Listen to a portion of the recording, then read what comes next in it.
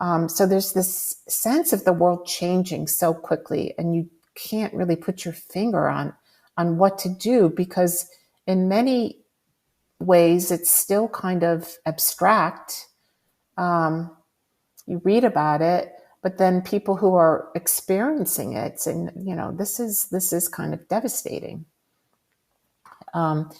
So I think the abstraction for me is it's really fulfilling that niche of, a changing, being in a shifting, Martha uses the word the slippage, it's like you're not on the same firm ground.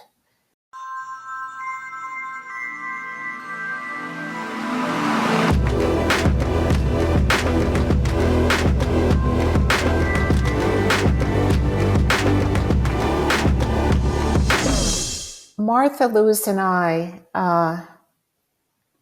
we were both finalists for a Percent for Art program at the Connecticut Agricultural Experimental Station. They wanted to make a permanent installation, and they wanted people to access their archives.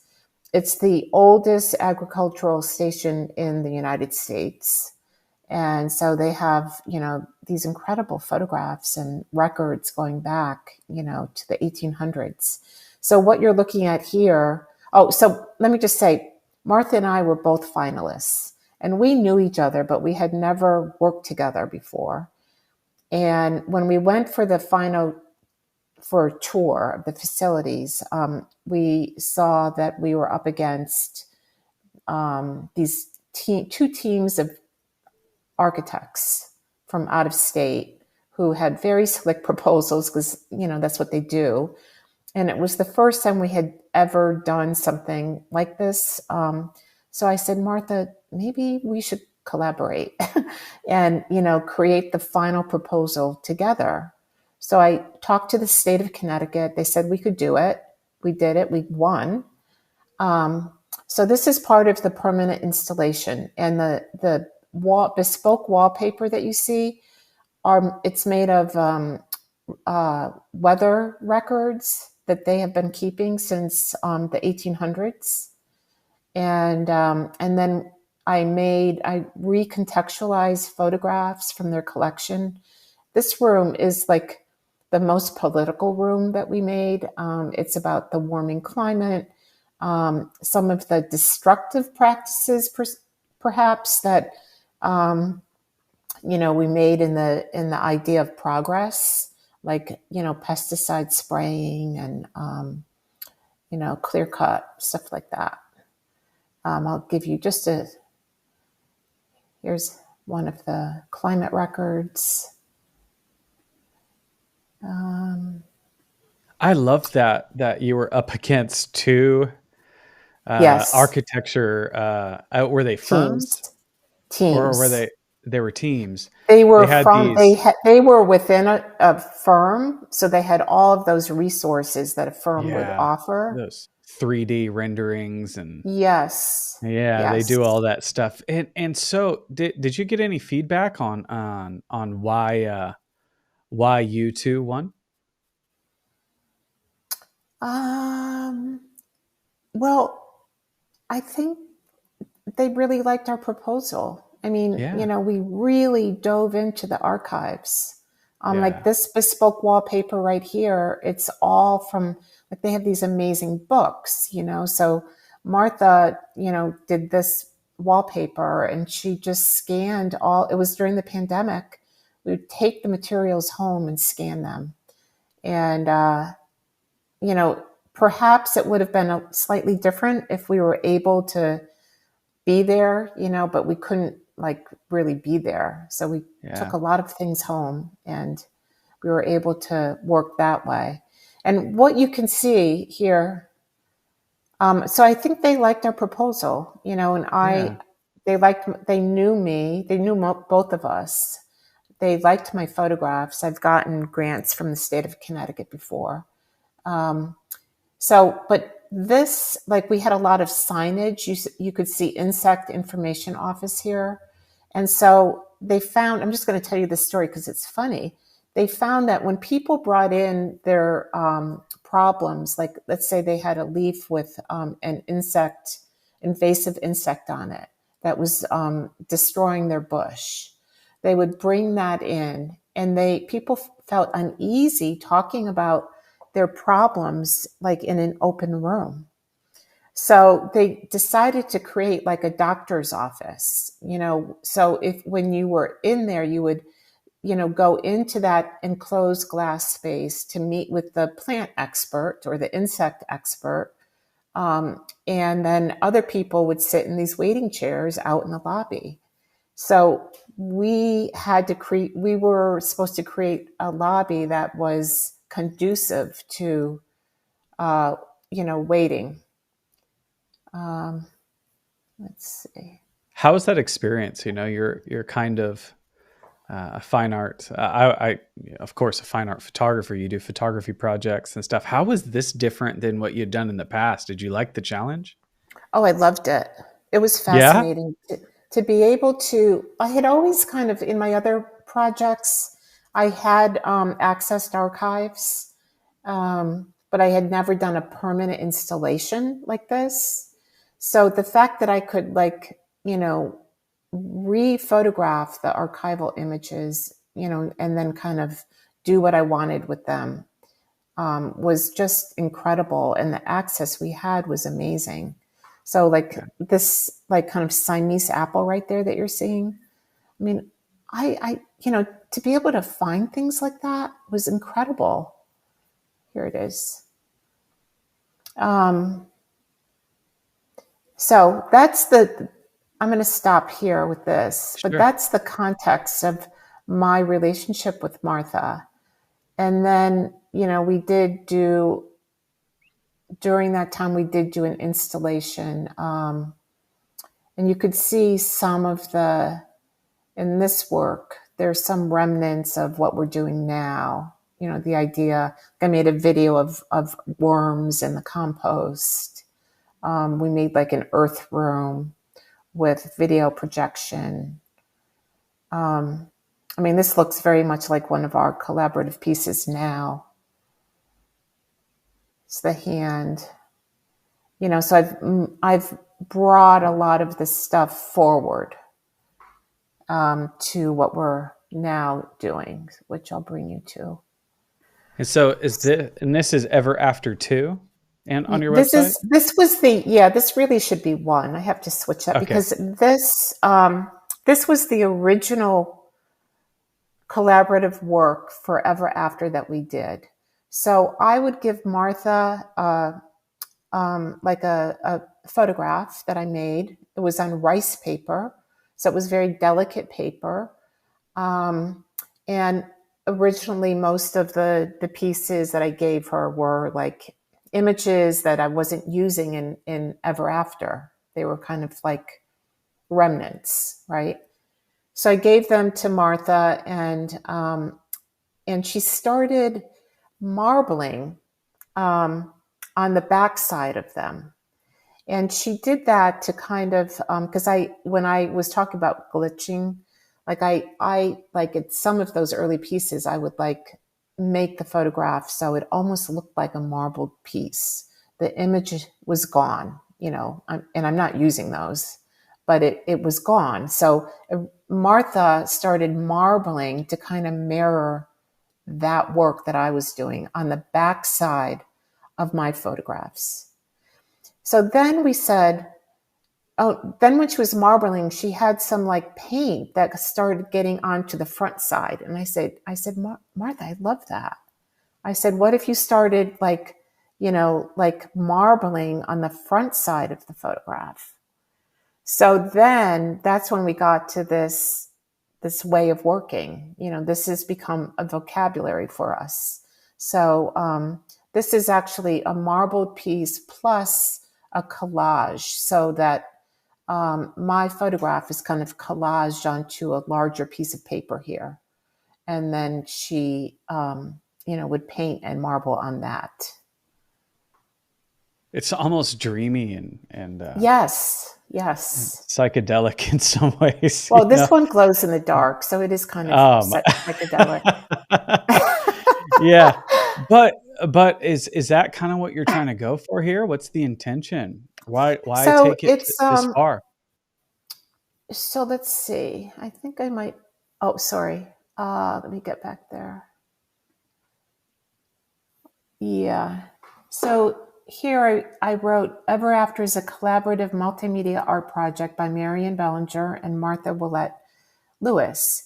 As the artists grew increasingly alarmed by the climate and ecological crisis of the planet, they began a creative undertaking in response to the urgency of the changes. Ever After is a visual lament for the seepages, shifts, losses, extinctions, and extractions made by humankind. This page displays unique works on paper that consists of photographs by Marion and painting collage by Martha. So that was kind of the premise. And I really see it as a continuation of what we were doing at the ag station. Gotcha. How big are these? So this one's probably, I don't remember actually. They're on the smaller side, like 1620 might be the largest. Gotcha. So they're not like full walls, They're, like big no, things. And they're one of a kind, each one. These are all unique. Okay. So one thing that I'm trying to do is I want to figure out how to make like these unique ones larger. And part of it is Martha just has to get a larger tray to do the marbling in. But I really would love to make them much larger. And I'll show you Ever After, the other section is one attempt to do that.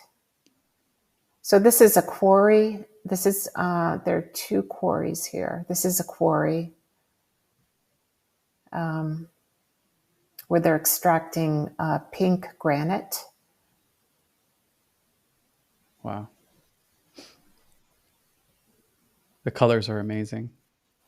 This one was made during a controlled burn in the Everglades.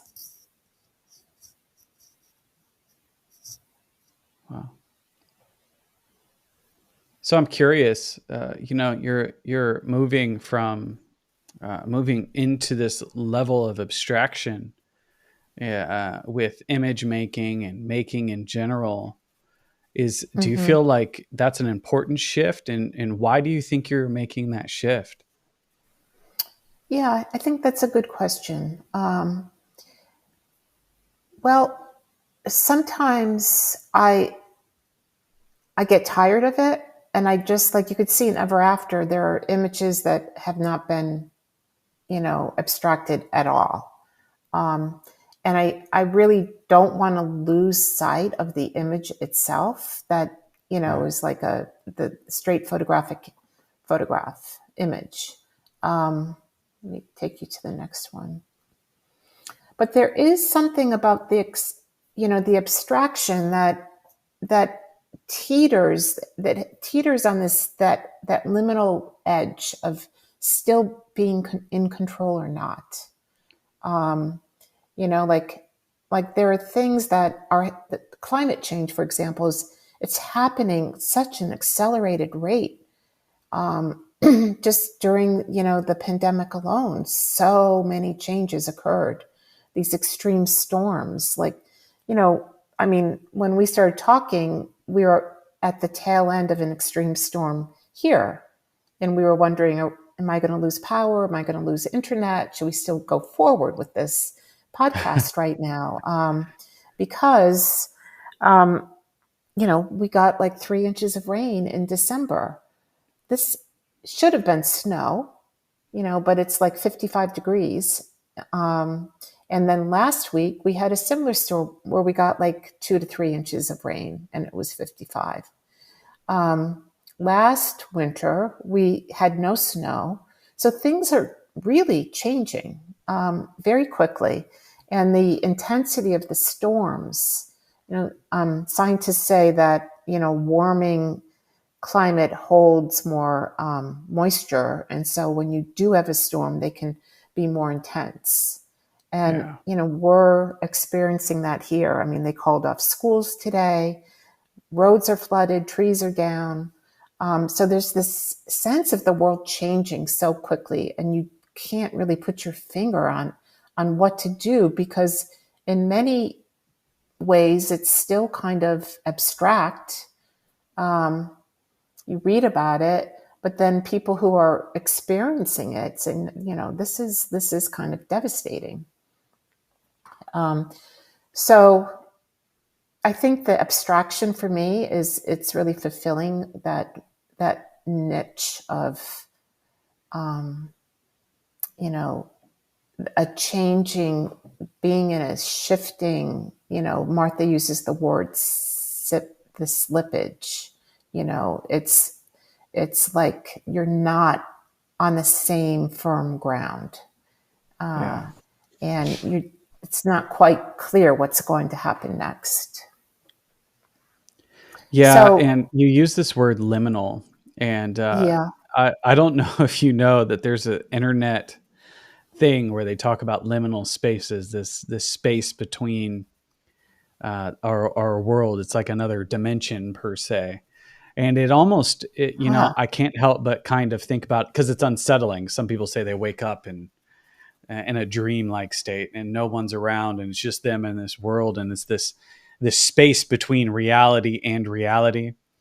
Well, reality and not reality. And is this kind of where you're going with this? I'm kind of curious.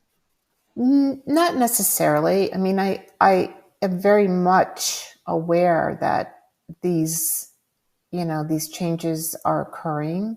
But if you think back to like Susan Stewart's poem, when she says to lay down and Yeah. remember, there's like, that level of remembrance.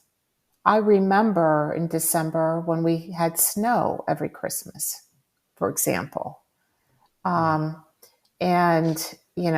now we haven't had snow in 2 years in December.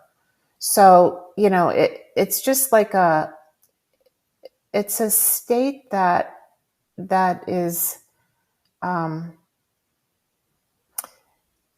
it's a state that's kind of suspended in a way, because we do have agency to kind of stop that acceleration or to slow it down. We have agency to do that.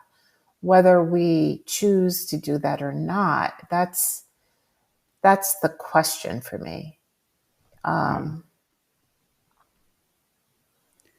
So It's a wonderful kind of step forward. I see kind of I see the previous project in this one too.